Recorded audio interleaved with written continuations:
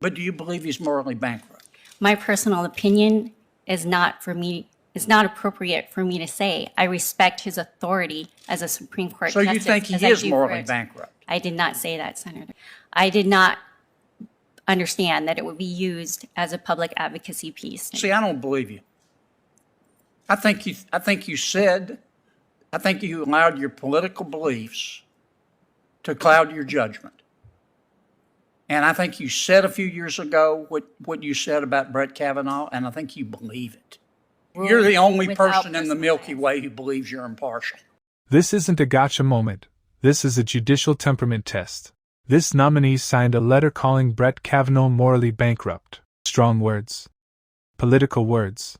Now she wants a lifetime seat as a federal judge. So John Kennedy presses her hard.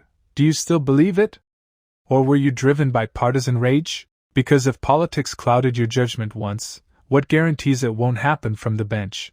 Kennedy isn't attacking, he's demanding clarity. Litigants deserve to know their judge won't carry ideological baggage into the courtroom. Watch closely. This isn't about one letter. It's about whether someone asking for lifetime power can prove they'll leave politics at the door. Let's watch the video. Thank you, Mr. Chairman. If you could indulge me, I'd like a couple extra minutes too. It's okay. Certainly. Counselor, did you really say that Justice Kavanaugh was a morally bankrupt person?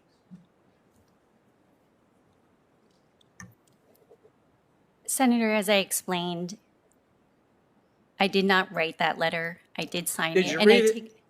I read it quickly, yes. And you sir. signed it? Yes, sir.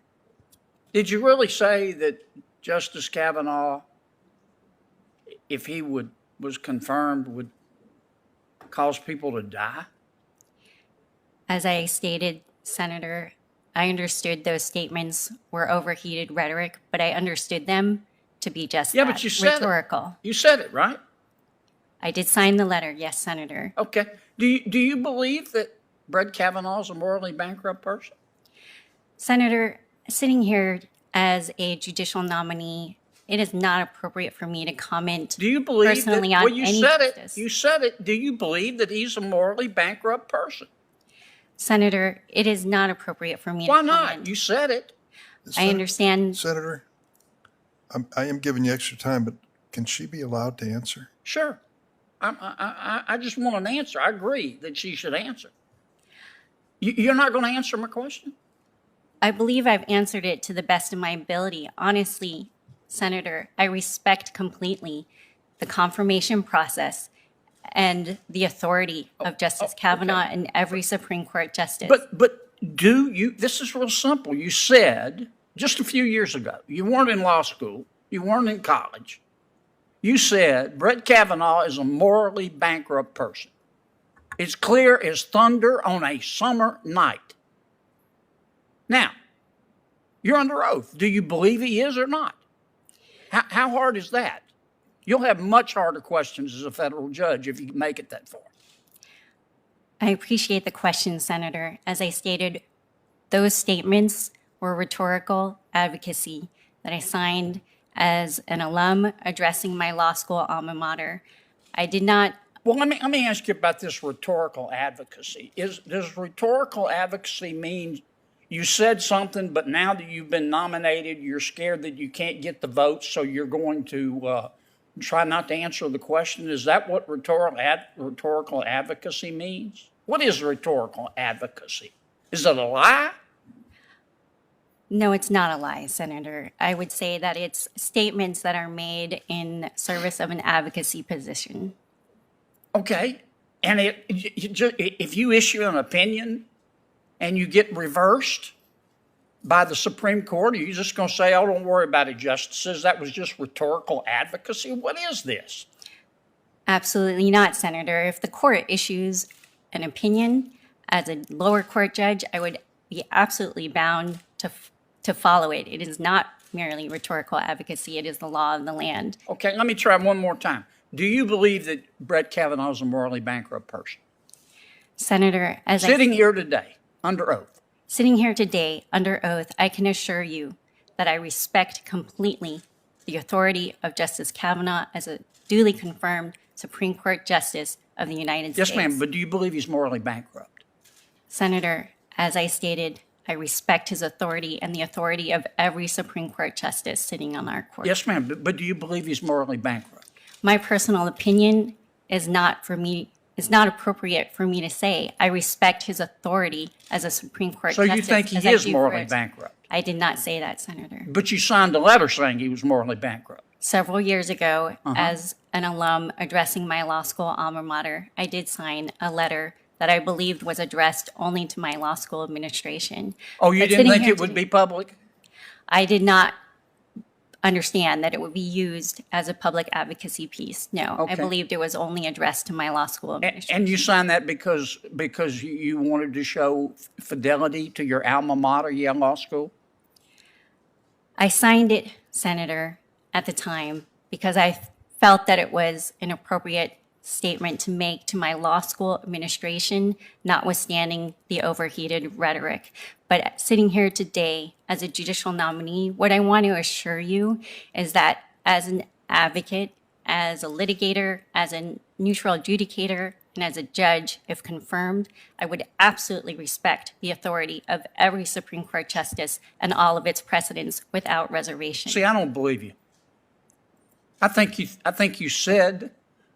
you allowed your political beliefs to cloud your judgment. And I think you said a few years ago what you said about Brett Kavanaugh, and I think you believe it. And I can't imagine what it's going to be like to be a litigant in front of you with that demonstration of lack of judicial temperament and judgment. How can a litigant possibly think that you're not going to act on personal beliefs if you were so intemperate to say something like this? Last question.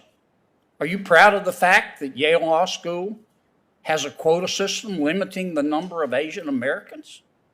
Have you ever written a letter about that? Or does that not, where does that fit in your socioeconomic view of the world that you think everybody else should adopt and you will impose if you're in a position of power? Senator, I'm not aware of any policy like that, but what I can assure you is that I have a track record. You need to get out more. I have a track record as a neutral adjudicator. I have decided cases for nearly 5 years impartially by applying the law as set forth in our statutes, our Constitution, and our precedents. And I have applied that law impartially. I have ruled You're the only without person in the personal Milky bias. Way who believes you're impartial. Mr. Chairman, can I'm done, Mr. Chairman. Oh, now she respects him? Now she believes in judicial authority? Spare us. Let's be very clear about who we're talking about. Brett Kavanaugh is not some random law professor. He's a sitting justice on the United States Supreme Court, confirmed by the Senate, serving at the highest level of our judiciary. His rulings impact the Constitution, federal law, and every American citizen.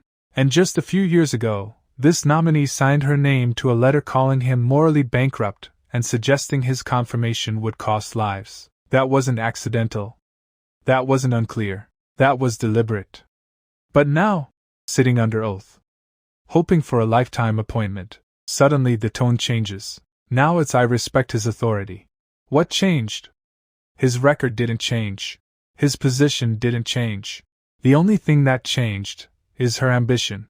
This is what deception looks like in slow motion. Say the extreme thing when you're trying to score political points, then soften it when you need votes. And that's the danger. If someone can swing that hard based on political wins, how can Americans trust that their rulings won't shift the same way? Judges aren't supposed to be activists with better PR. They're supposed to be steady, disciplined, and bound by law, not emotion. The issue isn't that she criticized him. The issue is that she won't own it now. And if you can't stand by your own words when they're inconvenient, why should anyone trust you with a gavel? And if she's adjusting now, what happens when controversial cases land in her courtroom? That's the real question.